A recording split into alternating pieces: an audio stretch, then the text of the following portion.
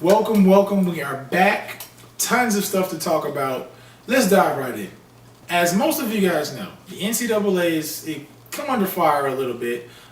There's a case right now led by some former players, Ed O'Bannon being the prime name, guys who are kind of trying to make sure that their names and likenesses aren't being used for monetary benefit if they're not being included in the slice of the pie. I mean, come on. You're selling all these jerseys that have Tim Tebow's names on them. Tim didn't receive a check.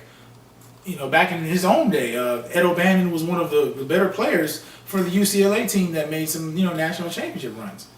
Didn't see anything off of that. The third party in this whole ordeal, which is EA Sports, a lot of you have played games like Madden, college football. A while back they had an NCAA college basketball game as well, but those games are now being put on the shelf. Why?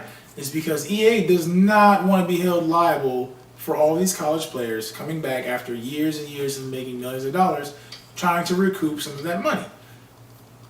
Do I think it's a cash grab? Maybe in some instances, but they do have a point. I mean, it's very valid. If I'm not able to, sign autographs, jerseys, maybe some memorabilia, a la Johnny Manziel, can't make any money off of that. Granted, due to NCAA rules, you can't sign your name on a piece of paper and make anything. I can kind of see where they're trying to, protect amateurism and the college athlete and things of that nature. But at what point do we really start to ask ourselves that, hey, this might need to change? I mean, 70 years ago, we didn't have social media.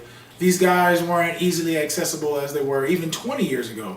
The things that some of our, favorite players from yesteryear, Magic Johnson, Larry Bird, Michael Jordan, they didn't have the same issues facing them when they were college and amateur athletes as some of these guys have now growing up, where you're on Twitter, you're on Instagram, fans can reach you in any which way, which kind of, makes you that much more of a star, puts you out there in that limelight.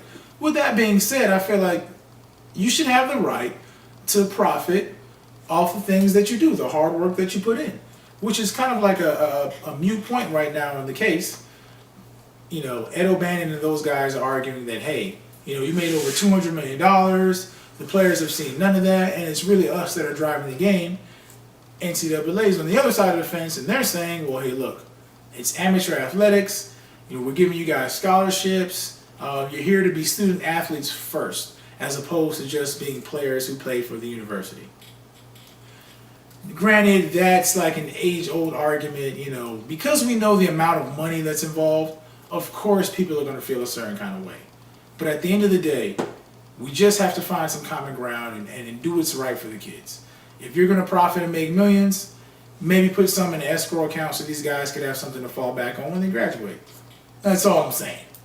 When we come back to wrap it up, we will have a little more draft talk for you guys, and maybe a little something on some funny comments that Mark Emmer said.